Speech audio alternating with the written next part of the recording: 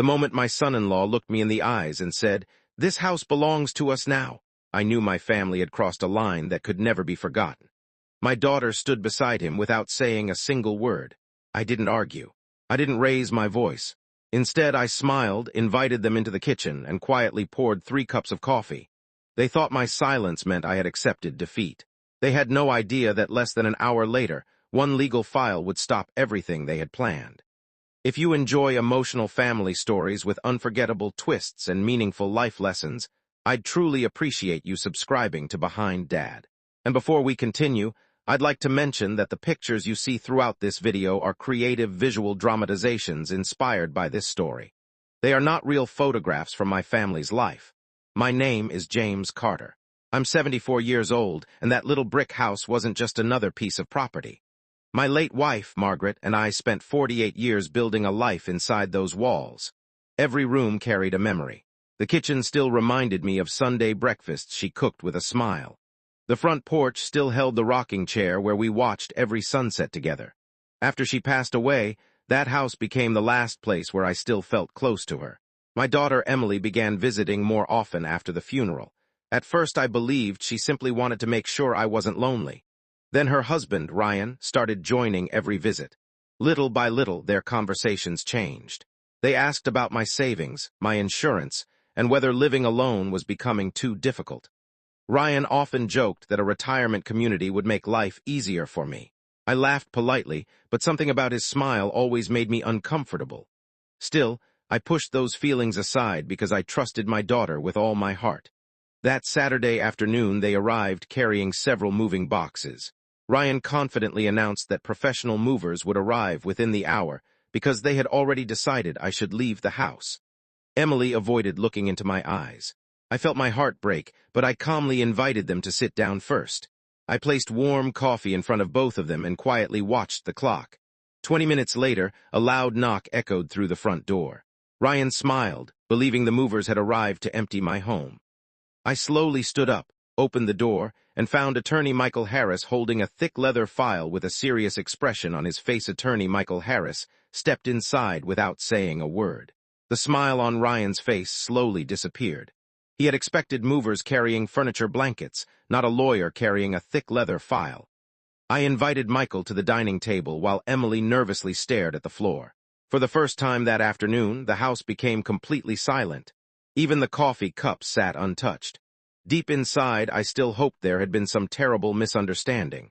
I wanted my daughter to look at me and say none of this was real. Instead, she remained quiet, and that silence hurt more than Ryan's words ever could. Michael carefully opened his briefcase and placed several certified property records, trust documents, and legal papers on the table. Then he looked directly at me and asked, "James, have you signed any document transferring ownership of this house?" I answered immediately. "Never." He nodded as though he already expected that answer. Ryan quickly interrupted, claiming I had verbally agreed months earlier to let them take over the property. I looked at him in disbelief. Not once had I ever made such a promise. I had only mentioned that someday, after I was gone, I hoped Emily would treasure the home her mother loved so much. Michael calmly compared the official county records with copies Ryan had recently submitted. Within minutes, he identified several serious legal problems. Some paperwork referred to authority Ryan simply did not have. Other documents attempted to move forward without my written approval. The room suddenly felt colder. Emily finally looked at her husband with tears beginning to form in her eyes. I realized she had trusted everything Ryan had told her without ever asking me if it was true. Just then another loud knock echoed through the front door. Ryan smiled again, convinced the movers had finally arrived. Instead, Sheriff Robert Collins walked inside carrying a sealed court packet. 2 moving company employees stood quietly behind him, confused by the unexpected delay. Sheriff Collins politely greeted everyone before placing the sealed documents on the table. He looked directly at Ryan and said, "Before anyone removes a single item from this house, you need to read the emergency court order that was signed this morning." Ryan's hands immediately began to shake. Emily covered her mouth in fear as Michael slowly reached into his briefcase one more time and removed a sealed envelope written in Margaret's familiar handwriting. He gently placed it beside the court papers and whispered, "James, your wife prepared this for a day she prayed would never come. Ryan picked up the sealed court order with trembling hands. His confidence vanished before he finished reading the first page. I watched his face lose every bit of color. My daughter looked back and forth between him and attorney Michael Harris, searching for answers that no one could avoid any longer. My heart felt torn in two. Emily was still my little girl, the one I had carried on my shoulders every summer. Seeing her standing there, trapped between her husband and the truth, hurt more than I can describe. Still, I knew this was the moment when silence could no longer protect anyone. Sheriff Collins calmly explained that the court had temporarily stopped any attempt to move into the house, transfer ownership, or remove property until the legal investigation was complete. The moving crew quietly stepped back toward the driveway after hearing the order. No one touched a single box. Ryan tried to argue that everything had already been agreed upon, but Michael immediately opened another section of his legal file. Inside were certified copies of Margaret's estate plan, county property records, and a living trust that had remained untouched for years. Michael gently explained that Margaret had quietly created the trust after noticing Ryan showing unusual interest in our finances shortly before her illness became serious. She feared that one day someone might pressure me into giving away the home while I was grieving. The trust clearly stated that I alone had the lifetime right to live in, control, or sell the house. No son-in-law, daughter, or future heir could legally claim ownership without my written approval and independent legal advice.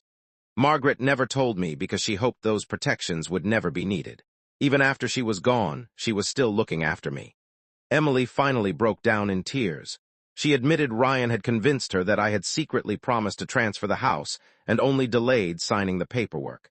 She believed helping him would also protect their family from financial disaster. Ryan slowly lowered his head and confessed his business had been drowning in debt for nearly a year. He believed taking control of my home would solve every problem before I ever discovered the truth. Michael quietly removed one final sealed envelope from his briefcase, Margaret's handwriting covering the front. He placed it gently before me and softly said, "James, your wife left one last message to be opened only if someone ever tried to take your home before you were ready to let it go." My hands trembled as I opened Margaret's final envelope. The room became so quiet that I could hear the old clock ticking in the hallway. Her handwriting instantly brought tears to my eyes. She wrote that she prayed this letter would never be opened because it would mean someone had allowed greed to become stronger than love. She explained that she created the family trust to protect me after noticing Ryan asking too many questions about our home during her illness. She wasn't trying to divide our family. She simply wanted to make sure no one could pressure me into giving away the place where we had built our entire life together. Then I reached her final sentence. "James, if this day ever comes, let justice protect our home, but let forgiveness protect your heart." Even after her passing, Margaret was still guiding me. Ryan could no longer hide behind excuses. With tears in his eyes, he admitted everything. His construction business had collapsed under heavy debt. Loan payments were overdue, creditors kept calling, and he convinced himself that taking control of my house would save his family. He believed he could fix everything before I ever found out. Emily looked at him in complete disbelief. Through her tears, she admitted she had trusted every word he told her and never imagined he was hiding the truth from both of us. Watching my daughter cry broke my heart more than losing any amount of money ever could. At that moment, I realized lies never destroy only one relationship. They wound everyone who loves you. Attorney Michael Harris calmly confirmed that Margaret's trust immediately protected every legal right to the house. The court permanently stopped every unauthorized claim, every questionable document became worthless, and no one could force me to leave my own home. Sheriff Collins handed Ryan the final court judgment. His shoulders dropped as he accepted responsibility for his actions. The moving crew quietly loaded their empty truck and drove away without carrying a single box. Truth had entered the house before anyone else could. That evening, Emily stayed behind after Ryan left. She hugged me tighter than she had in years and whispered, "Dad, I'm so sorry I didn't ask you instead of believing someone else." I held her close because she would always be my daughter, even after such painful mistakes. We placed Margaret's letter beside her framed photograph in the living room and watched the sunset from the front porch she loved so much. If this story touched your heart, please leave a comment because your words may encourage another family to choose honesty before one terrible decision changes everything.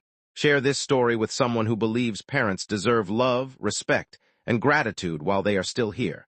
Thank you for spending this time with me on Behind Dad. Remember, a home is built with wood and stone, but a family survives only when truth, respect, and forgiveness live inside it.